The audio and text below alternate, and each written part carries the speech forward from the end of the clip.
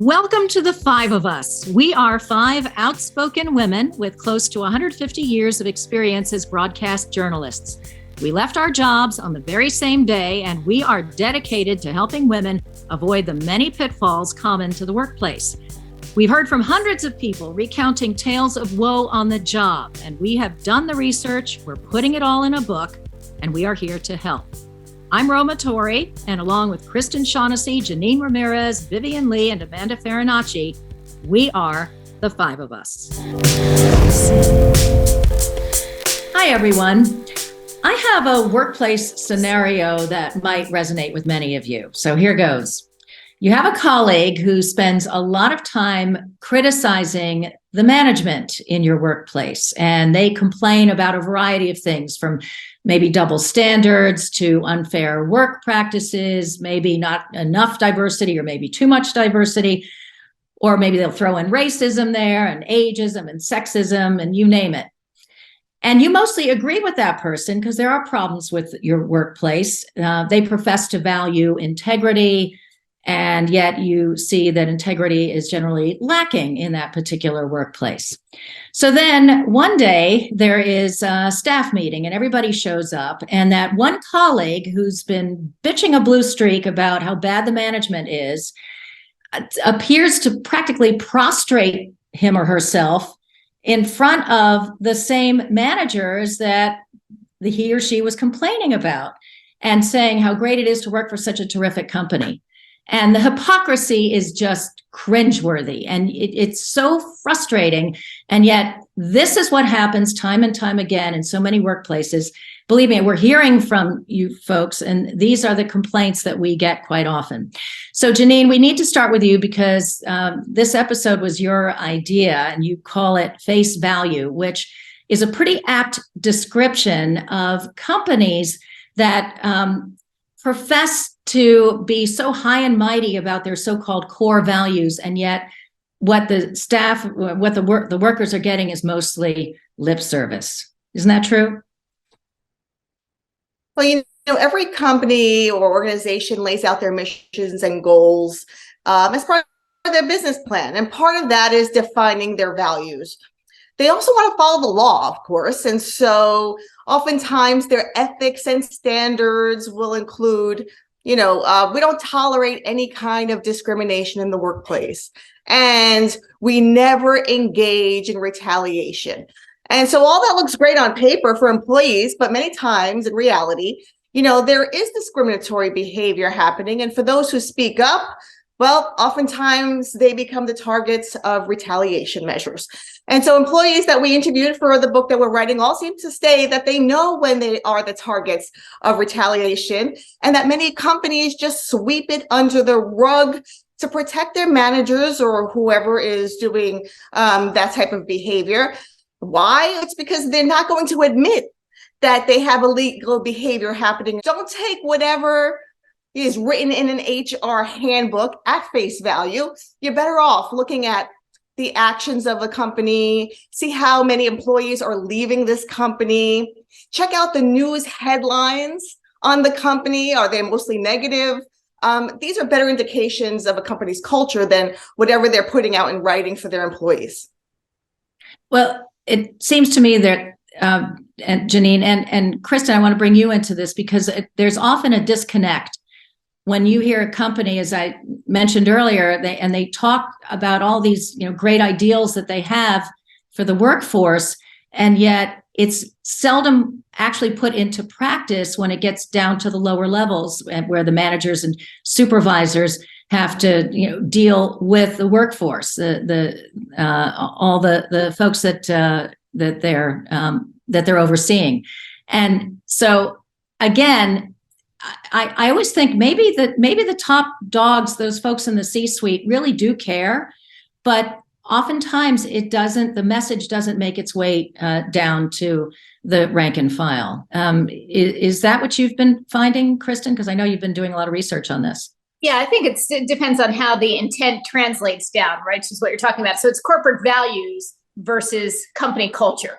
And as Janine was talking about, we've talked to so many people who have been sort of shocked and dismayed, frustrated when their company that they worked for and were very in line with their corporate values, it turns out they're not what they purport to be. And then you really have a big, problem and a decision to make. But I think when you have a big company like that, then you have these smaller divisions of different areas within that company. You could sprinkle in a few bad managers, and then you're going to have a real problem, right? Because some of those managers, we've talked about this in previous episodes, get there by failing up or by towing the line, right? They know that they'll just stay and do whatever the company wants them to do.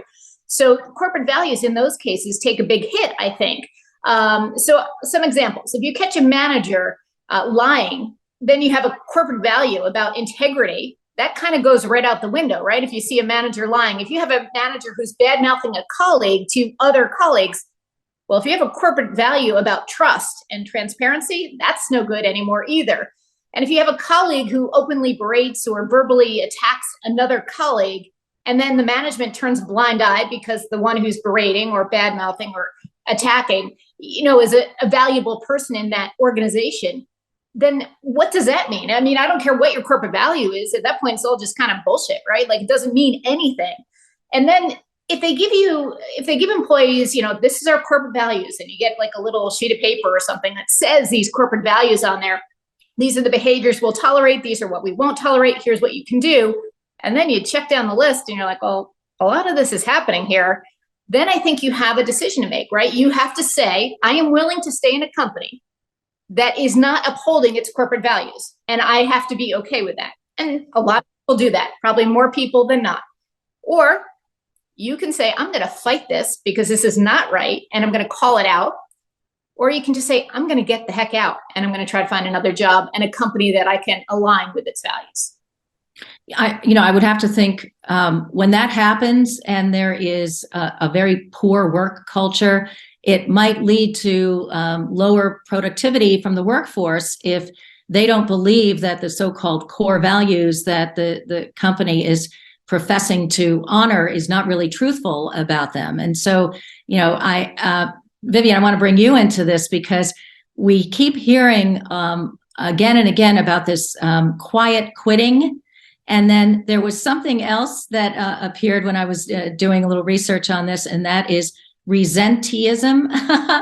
There's a new term, but I think it all relates to a workforce that is not happy with their workplace experience.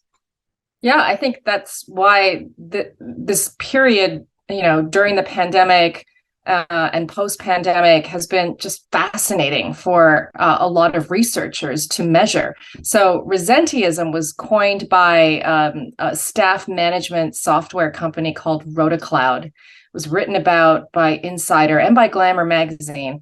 And it basically refers to that vocal worker who just won't shut up about how much they hate their job. And it's gotten to the point where, quiet quitting, it's like the reverse of quiet quitting. So you've got the quiet quitters who are just going to do the bare minimum to hold on to their job and not put in any more and then leave at the end of their workday. The resenteeist is the one who wants to make sure that everybody knows just how crappy working conditions are. What's interesting is that it's really adjacent to something else that RotaCloud coined, apparently, presenteeism, which is when you insist on being present at work, in body anyway, like coming in on a sick day. But the resenteeist is someone who is recognizing that at the very minimum, the core values that have been expressed by the company that you see now, like in break rooms and lunch rooms and cafeterias and companies, it's usually on a poster or it's on a hallway leading to the restrooms where you see like this list of values. And if you look at the history of this, it kind of matches my work experience anyway. I remember at the beginning of the 90s when I really started working in news, there was no such poster. There was no talk of the core values.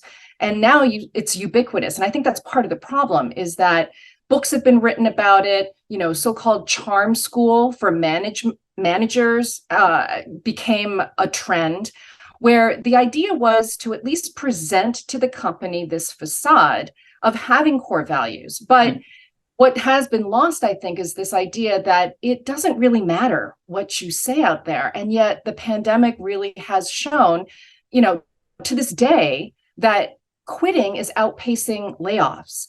And if layoffs are not handled properly, even people who still have a job after layoffs start to get anxious enough that they start thinking about quitting. This is what the research is finding.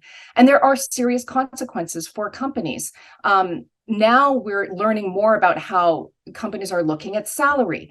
Pay equity laws have forced them to look at salary too, and benefits, to see how they can hold on to their most valuable and most productive workers.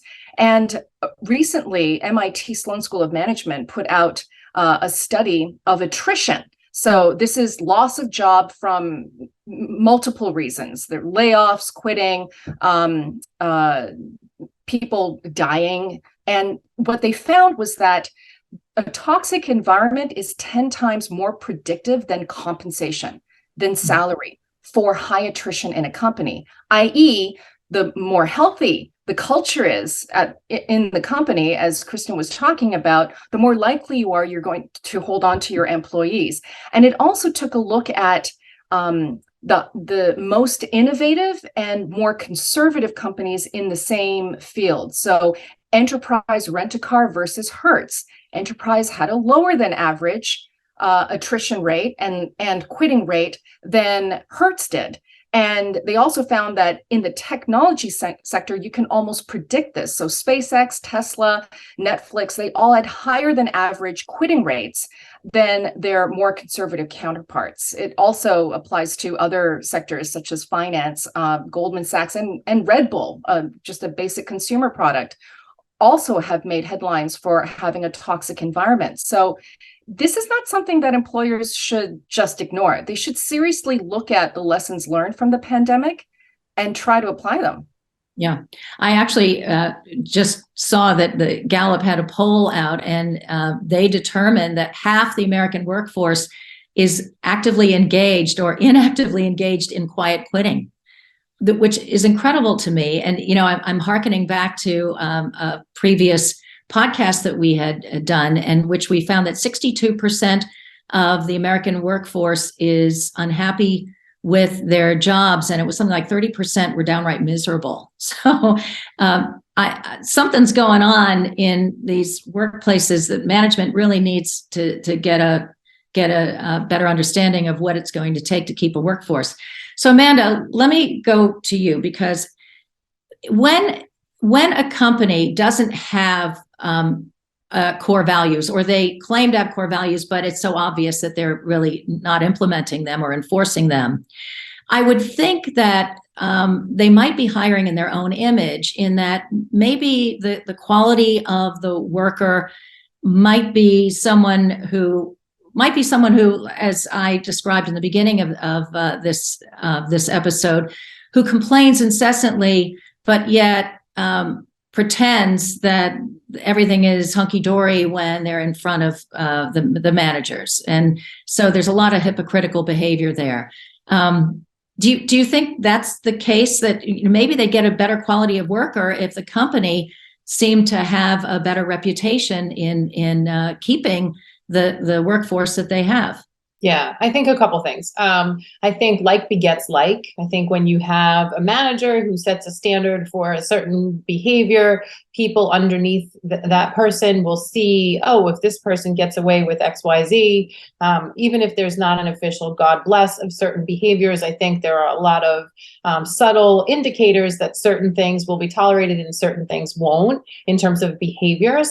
A really important thing, though, when I was reading about this, is that it's all bad business for a company that does not have an ethical set of standards or a moral compass or any of those code of conduct kind of things. Like you lose customer satisfaction, mistrust from the people you're trying to serve. There's toxic environments that come. So there's like all of these factors that go into the idea that you should be promoting the things that you believe in, the tenets of you, or the beliefs of your company. I would also argue that most employees, and I might be the minority here, but like, I don't know that people really know what their company stands for necessarily, unless they're very big companies. Like, we've seen, like you mentioned, Viv, like Red Bull or Amazon or Enron, some of these big examples of places. But I mean, I know people who work for Amazon at higher level positions who are very aware of the issues that Amazon has had with its workers and its sites and its distribution sites and all of the union fighting and things like that. And those people are just kind of like, yeah, but Amazon does XYZ really well, and like we don't want to be involved in all that. So I think it puts the worker in a really interesting situation, because you have to make a decision about, to Kristen's point, like how much do you want to get in the sauce with these things? Like, how important is it for your values to be mirrored in the place where you work? For some people, that's very important. I think is the company that's in Manhattan, Paragon Sports, where they basically said that they were going to like donate 100% of their profits going forward to climate change. That's like a perfect example of a company that's like walking the walk and talking the talk. But there's not that many companies like that where they purport to do something and every action they do is mirrored in those things publicly and I guess inside the workplace. So I think you have to, as a worker, you have to make a decision. The other thing I think is worth mentioning for workers who are maybe having this conflict, a friend of mine that I spoke with for the book was explaining to me that she's had multiple jobs over the course of 25 years. And her strategy now for searching a job, she's a person who keeps a job for like 2 years and then moves on to the next thing because of her skill set. It makes more sense to do that. But she looks, and I know, Kristen, you love to talk about this, she looks at who's on the board of directors as a way to tell whether a company is full of shit about what they believe or not. Because the belief is that if you have a more diverse board of directors, people who are at high levels calling the shots, then you have a diversity of opinion, that she has a belief. And she says it's worked. Like she literally, before she goes on an interview somewhere, she like types in board of directors for whatever the company is. And if she sees what she likes, it makes it an easier decision for her to know that those values are met. So it's an interesting way to think about it, I think. You just brought to mind something I had read about that Enron had listed its core values, and it was a company that valued honesty and integrity and teamwork and all those good things. And then you find out it's Enron. So I'm wondering if you guys have an opinion on this. Is it better for a company not even to state core values, considering how hard it is to implement them and follow them? Or do you think maybe they shouldn't have core values at all? And I mean, it's less for a worker to complain about down the road, or at least they won't find the company as two-faced as the company obviously is. What do you guys think? Well, I think that they have to have it written down somewhere to cover their ass, right? Yeah. Because if they get sued or if it becomes some kind of legal action, they have to say, we said blah, blah, blah, and have some kind of proof that they have these core values. Because if they have no place that they're written and somebody comes up with an accusation, it's harder for them to argue that they are in the right. Isn't it fairly a new development that companies establish core values? I have to think that kind of came in with every workplace I've ever been to recently has these training sessions, these ridiculous training sessions that are mandatory, and everybody's got to, there's one on diversity and inclusion and racism, et cetera, et cetera. And I think it's all part of their legal team wants to make sure that they're, as you said, they're preventing any lawsuits down the road. But if they're not following the rules that they're putting out there, then what good is it? What is it going to do? What good is it to a company if they're sued, right? I mean, anybody could prove, no, they're not following it all. The other thing that bothers me about it is the idea. I'm sorry, Kristen. Is that some of it speaks to the idea that, like, aren't we supposed to just do the right thing? And I know I sound so naive when I say that, but like the fact that we have to spell this out for people, right. Like, don't do the dick thing. Like, you know what I mean? Like, do good, be good, inherently do the right thing. And then you have to like put it out there, like, we do the right thing. I understand that where that comes from the idea that there's always a bad apple and one person can ruin it for everybody. But some of it makes it, if you really did a deep dive into what people profess to make their core values, some of it is really pretty laughable. Mm-hmm. But I've been finding some research that says, they're stale now. Workers are not stupid. The list that they see is from the 90s. Right. It is from the 90s. What makes more sense now is to get a core group of managers led by the CEO. Apparently there's some talk about how leaving it in the hands of an HR department to just kind of fan out a bunch of surveys to like every section of the company doesn't quite work. It's not focused enough. It's not authentic enough. There was an article that I read in Inc. From the co-founder of Third Love bras for women.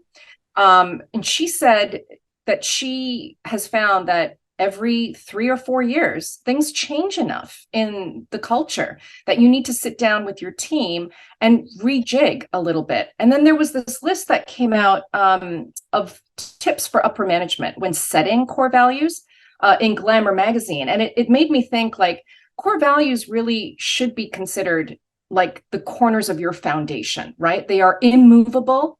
You can't just like chuck them when it's convenient for you to chuck. But the tips from Glamour magazine included encourage open communication, be supportive of time off, provide support, promote professional development opportunities. And these don't sound like core values, right? But you can find a core value that is related to these very actions, because you could list whatever you want as much as you want. If you don't act on it, not only if there's a toxic environment, but you've got like dicks in the company who are doing whatever they want to and getting away with it, then it doesn't mean anything. And what you risk is causing like a jaundiced workforce that is really looking for the next job every time they sit at their desk. Right. But the best is also like when the company says, okay, we want this open communication. We're going to set up an anonymous hotline so that you could report any kind of bad behavior in the company. Do you really think that this is an anonymous hotline? Like, do you really think that there's no way to trace who it's coming from, who the complainer is, target that person for, retaliation or something? So it's kind of there's problems with that too, right? This anonymous tip line to report any kind of thing when really they're just gonna set their eyes on you. Yeah, remember the suggestion box? Did any of you work in a company that had a suggestion box outside of HR? Anonymous, right. Who's going to go to The camera right outside HR. It was ridiculous. Anybody see that suggestion box in Ted Lasso? Oh my gosh, yes. Kristen, you were talking about jaundiced employees, right, who are just unhappy with their work situation, and they have a decision to make, whether to stay or to go. But, I was also reading a lot of workers are really nervous about leaving a job these days because of, all the warnings about the economy tanking. We may be in a recession. I think the majority of the country believes we're actually in a recession already. And so that may be influencing their decision whether to stay or go. But if that is the case, many of them are going to stick to the job because they're afraid they won't get another job, but they're just miserable in that job. And it's just a horrible cycle that just keeps replaying itself over and over again. Yeah, I think, it's easier to find a job when you have a job. So you have to keep that in mind. But I also think at the end of the day, when you're at the end of your life, you're going to look back at how you reacted and responded to certain incidences. And you have to live with yourself for that. So, we've talked about that a lot of times. So yes, I think you have to be careful about the economy or whatever, but I also think you have to be true to yourself and you'll figure it out. Like we've all figured out next chapters. So you will figure it out. It might just take some time. So I don't necessarily think I understand it, but I don't think that's a reason. If you are going to stay though, I think you have to do the best job you can do. You have to work hard and you should not bitch when you're in there because you decided to stay. So that's your decision.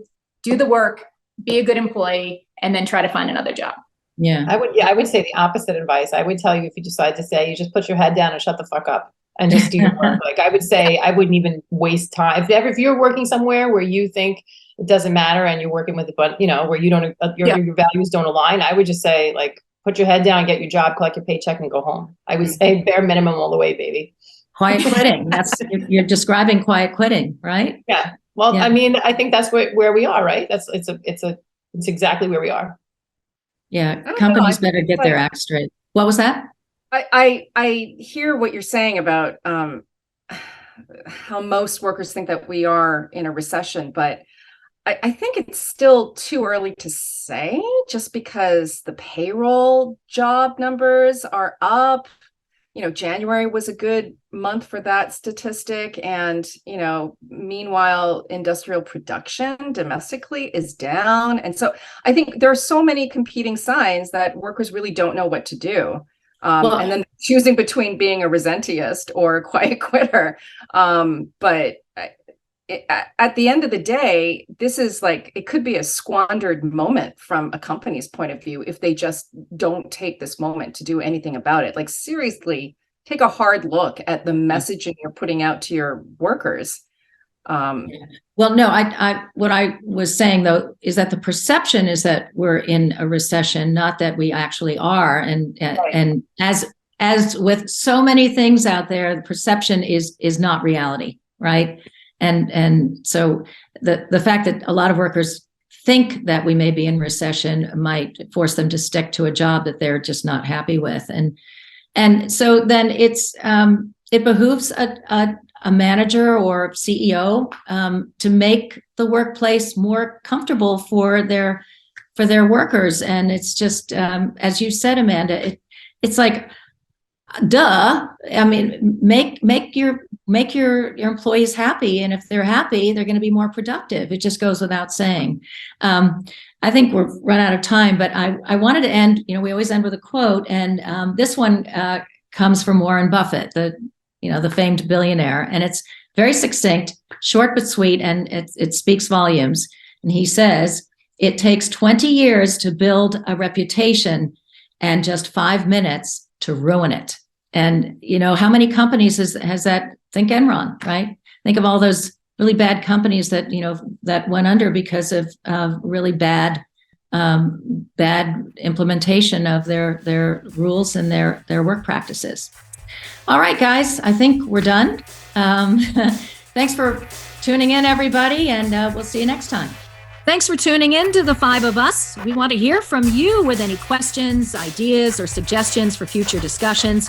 Just write to us at the email you see here, and we will be eager to help. Talk to you next time.